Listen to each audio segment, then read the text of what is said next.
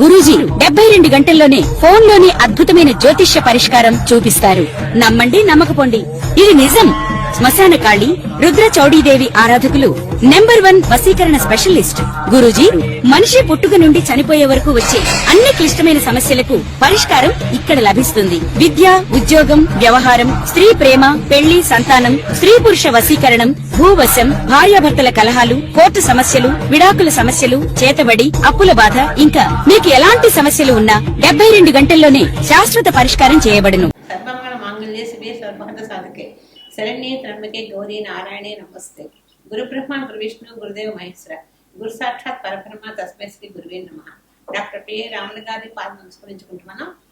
ఇప్పుడు మన గ్రహ సంచారం ఎలా ఉంది, జూలై నెలలో ఏ ఏ గ్రహాలు మారుతున్నాయి, వాటి గురించి ముందుగా తెలుసుకుందాం. ఈ గ్రహాల నెలంతా కూడా బుధ సంచారం కొంచెం విశ్రంభంతంగా ఉంటుంది. బుధుడు మారుతున్నాడు, శని వక్రించారు, అందుకని చికాకులు అందరికీ ఉంటాయి. ప్రతి రాశి వాళ్ళకు కూడా ఏదో ఒక చికాకు ఫేస్ చేస్తూనే ఉంటారు. కొంచెం జాగ్రత్తగా ఉండండి. ఎందుకంటే గ్రహాలు అనేది మనం వాటిని గ్రహ దోషం అనేది అనుభవిస్తే గానీ వాటి గురించి తెలియదు. ప్రతి ఒక్కరు గ్రహం ఏముందిలే, గ్రహాలు వాటి ఉపయోగం ఏంటి మనకి అనుకుంటారు, కానీ గ్రహ సంచారం చాలా కష్టంగా ఉంటుంది. ఈ బుధుడి వల్ల వ్యాపారాలు చాలా వరకు నష్టపోతుంటారు. అప్పుల భారం పెరుగుతుంది. ఏదైనా సరే అప్పులు ఇస్తే కూడా అప్పులు రావు. ఉద్యోగస్తులు కూడా పని భారం పెరుగుతుంది. పై ఉద్యోగులు ఇబ్బందులు కూడా అధికంగా ఉంటాయి. ఈ బుధ గ్రహం వల్ల అన్ని చికాకులు అధికంగా ఉంటాయి. కానీ గ్రహాలు విశ్రమ ఫలితంగానే రాణిస్తాయి కాబట్టి ఇబ్బంది పడుతుంది. శని వక్రించడం వల్ల శని దోషంలో వాళ్ళకి ప్లస్ పాయింటే కానీ ఇబ్బంది అంటే ఏముండదు. కానీ ఈ శని ప్రభావం అనేది జనరల్ గా శని బుధుల కలయిక ఇప్పుడు ఈ నెల జరుగుతుంది. దాంతో కొంచెం ఇబ్బంది పడుతున్నారు. ఇబ్బంది కూడా పడకుండా జాగ్రత్తగా ఉండడానికి ధ్యానాన్ని స్వామివారికి ఎప్పుడు బుధగ్రహానికి శ్లోకం చదువుకోండి, శని శ్లోకం చేయండి. ఎప్పుడప్పుడు రవికి కుదిరిగి పూజ చేసుకుంటూ ఉండండి. చేసినట్లయితే మీకు అన్ని విషయాలు కూడా ఏ గ్రహ దోషాలు కూడా మన జోలికి రావు. దైవారాధనతో ప్రతి పని కూడా సాధించగలుగుతాము. అందుకని ప్రతి రాశి వాళ్ళు కూడా జాగ్రత్తగా ఉండండి. అలా ఉన్నట్లయితే ఇబ్బందులు తగ్గిపోతాయి. తదుపరి మీనరాశి. ఈ మీనరాశి వాళ్ళకి 29 దాకా ఏళ్ళనాడిసలు స్టార్ట్ అయింది.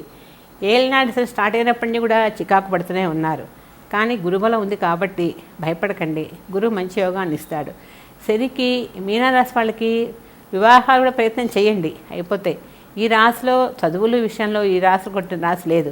బాగా చదువుతారు, బాగా మంచి ప్రయోజనం అవుతారు, మంచి మాస్టర్ చేస్తారు. ఎడ్యుకేషన్లో మాత్రం మంచి ఫ్యూచర్ ఉంది రాశి వాళ్ళకి. ఇబ్బంది అంటూ ఏమీ లేదు. కానీ ఫ్యామిలీలో చిన్న చిన్న గొడవలు అయినా కూడా భయపడకండి. కొంతమంది మిమ్మల్ని ఇబ్బంది పెట్టడానికి ఆలోచిస్తూ ఉంటారు. అది కొంచెం గ్రహించుకుంటూ ఉండండి. ఎందుకంటే మీకు తెలియదు, మీరు అనుకుంటారు అంతా మనవాళ్లే అని ఆలోచిస్తారు. కానీ అలా ఆలోచన అనేది తగదు. ఎందుకంటే కొంతమంది అనుకున్న దానికంటే వేరే విధంగా ఆలోచించి మిమ్మల్ని చాలా ఇబ్బంది పెడతారు. డబ్బులు తీసుకుంటారు, డబ్బులు ఇవ్వకపోవటం, ధనధర్మాలు చేసేవాళ్ళు కూడా ముందుంటారు. కానీ మీరు ఎవరికైనా ధనం ఇస్తే ధనం రాదు. ఇవన్నీ కూడా ఆలోచించుకోండి, జాగ్రత్తగా ఉండండి. ఈ మీనరాశి వాళ్ళకి ఆరోగ్యంలో చికాకులు ఉంది, చిన్న చిన్న చికాకులే, కొంచెం కాళ్ళకు సంబంధించిన చికాకులు, స్కిన్ ఎలర్జీస్ ఇలాంటివన్నీ వస్తూ ఉంటాయి. ఆధ్యాత్మిక చింతన ఎక్కువగా ఉంటుంది. ఎప్పుడు దయ కార్యక్రమాలు చేస్తూ ఉంటారు. ఏ హోమాలు చేద్దామా, ఏ పూజలు చేద్దామా, దాధర్మాలు చేద్దామా, ఎలా చేద్దామా అని ఆలోచిస్తూ ఉంటారు. ఎందుకంటే ఈ రాశి అధిపతి గురువు. ఈ గురువుకి ఎప్పుడు ఆధ్యాత్మిక చింతన, దైవారాధన చేయడం అంటే కూడా మంచి ఆలోచన చేస్తుంటారు. ఏ వాళ్ళైనా సరే దేవుణ్ణి ఎక్కువ పూజ చేస్తారు. అన్ని విధాలా బాగుంటుంది.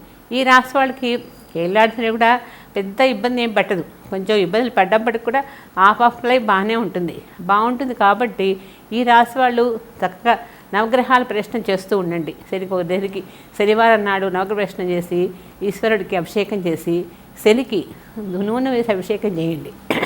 చేసి కొంచెం నువ్వులు బెల్లం ఆయన పాదాల ముందు పెట్టి 7 సార్లు ప్రదక్షిణం చేసి రండి. అలా చేసినట్లయితే మీ దోషాలని తొలగిపోతాయి అని. అంతేగాని శని దోషంలో ఉన్నాము మనం ఏంలే అనే బాధపడుతుంట్లో కూర్చోకండి. శని ఏదైనా దోషంలో ఉన్నప్పుడే తగ్గ పరిహారం చేసుకోవాలి. చేసినట్లయితే అన్ని విధాలా బాగుంటుంది, ఇబ్బంది అంటూ ఉండదు. ఈ వీళ్ళకి గురు నక్షత్రం కాబట్టి ప్రతి గురువారం నాడు దక్షిణామూర్తికి చక్కగా పూజ చేయండి. ఆవు పాలు అభిషేకం చేయించండి. శనగలు నానేసి చక్కగా స్వామివారికి నైవేద్యం పెట్టండి. చేసినట్లయితే అదొక స్వామివారికి మీకు చేసిందంటూ దక్షిణామూర్తి అంటే ఎవరో కాదు, ఈశ్వరుడే. ఆయనకి శరీరం చేసినట్టయితే మీకు ఎలాంటి ఇబ్బందులు అంటూ ఉండవు. ఈతిపాలు తగ్గిపోతే ఫ్యామిలీ బాగుంటుంది. మంచి మంచి గృహాలు కొనుక్కుంటారు, మంచి వ్యాపారాలు చేస్తారు, అన్ని విధాలు కలిసి వస్తుంది, ఇబ్బంది అంటూ ఉండదు. ప్రతి ఒక్కళ్ళకి మనకి రాసుల వాళ్ళకి ప్రతిదీ ఏదో ఒక చికాకు ఉంటూనే ఉంటుంది. ఇప్పుడు మేషరాశి వాళ్ళకి ప్రజెంట్ ఏలినాడ్స్ అని నడుస్తుంది. ఏలినాడ్స్ అని ఉందన్నప్పుడు ఏం చేయాలి? శనికి తైలాభిషేకం చేయించుకుంటూ ఉండాలి. కొన్ని నక్షత్రాలకి కేతు దోషం ఉంటుంది, కొంత శుక్రదోషం ఉంటుంది, కొంచెం రవి దోషం ఉంటుంది. ఇలాంటప్పుడు వాటికి తగ్గ పరిహారం చేసుకోండి. చేసుకున్నట్లయితే అన్ని విధాలా బాగుంటుంది, ఇబ్బంది అంటూ ఉండదు.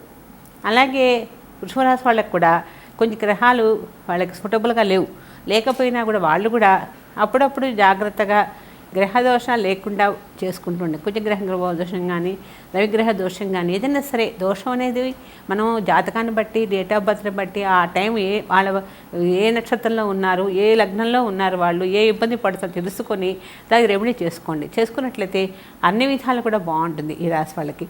అలాగే మిథున రాశి వాళ్ళకి కూడా మంచి టైం బాగుంది. కానీ ఈ రాశి వాళ్ళు కూడా లక్ష్మీ గణపతిని పూజ చేసుకోవాలి. లక్ష్మీ గణపతి అధిపతి వాళ్ళకి, అందుకని వాళ్ళు లక్ష్మీ గణపతి హోమం చేయించుకుంటే అన్ని విధాల పరిహారం అయిపోతుంది. దాంతోపాటు ఆ హోమంలో ఉండాళ్ళు చేసి వేయండి. వేసినట్లయితే గరికప్పుతో పూజ చేసినట్లయితే కూడా ఈ మిథున రాశి వాళ్ళకి ఏ ఇబ్బంది వచ్చినా కూడా, ఎలాంటి సమస్య వచ్చినా కూడా గణపతి సునాయాసంగా తీసేస్తాడు. ఇబ్బంది లేకుండా హ్యాపీగా ఉంటారు. ఎందుకంటే గ్రహాలు ఎంత ఇబ్బంది పెట్టినా కూడా భగవన్నామం వల్ల మన గ్రహాలు కొంచెం ఇబ్బంది తప్పుతుంది. అందుకని జాగ్రత్తగా చేసుకోండి, అన్ని విధాలు బాగుంటుంది. మనం ఇప్పటివరకు మాసఫలాలు తెలుసుకున్నాం కదా. మనం మళ్ళా వచ్చే నెల కలుద్దాం. సర్వేజన సుఖినో భవంతు, సమస్త సన్మంగళ భవంతు. తదుపరి మీనరాశి. ఈ మీనరాశి వాళ్ళకి 29 దాకా ఏలినాడ్స్ స్టార్ట్ అయింది. ఏలినాడ్స్ స్టార్ట్ అయినప్పటినీ కూడా చికాకు పడుతూనే ఉన్నారు. కానీ గురుబలం ఉంది కాబట్టి భయపడకండి, గురువు మంచి యోగాన్ని ఇస్తాడు. శనికి మీనరాశి వాళ్ళకి వివాహాలు కూడా ప్రయత్నం చేయండి, అయిపోతాయి. ఈ రాశిలో చదువుల విషయంలో ఈ రాశి కొట్టిన రాశి లేదు.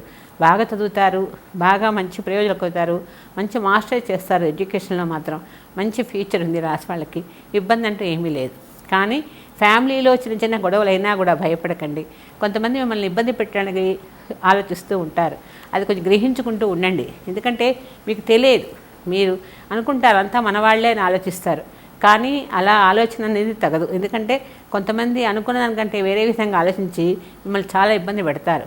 డబ్బులు తీసుకుంటారు, డబ్బులు ఇవ్వకపోవటం, ధనధర్మాలు చేసేయాలని కూడా ముందుంటారు. కానీ మీరు ఎవరికైనా ధనం ఇస్తే ధనం రాదు. ఇవన్నీ కూడా ఆలోచించుకోండి, జాగ్రత్తగా ఉండండి. ఈ మీనరాశి వాళ్ళకి ఆరోగ్యంలో చికాకులు ఉంది, చిన్న చిన్న చికాకులే, కొంచెం కాళ్ళకు సంబంధించిన చికాకులు, స్కిన్ ఎలర్జీస్ ఇలాంటివన్నీ వస్తూ ఉంటాయి. ఆధ్యాత్మిక చింతన ఎక్కువగా ఉంటుంది. ఎప్పుడు దైవ కార్యక్రమాలు చేస్తూ ఉంటారు. ఏ హోమాలు చేద్దామా, ఏ పూజలు చేద్దామా, దాధర్మాలు చేద్దామా, ఎలా చేద్దామని ఆలోచిస్తూ ఉంటారు. ఎందుకంటే ఈ రాశి అధిపతి గురువు. ఈ గురువుకి ఎప్పుడు ఆధ్యాత్మిక చింతన, దైవారాధన చేయడం అంటే కూడా మంచి ఆలోచన చేస్తుంటారు. ఏ వాళ్ళైనా సరే దేవుణ్ణి ఎక్కువ పూజ చేస్తారు. అన్ని విధాలా బాగుంటుంది.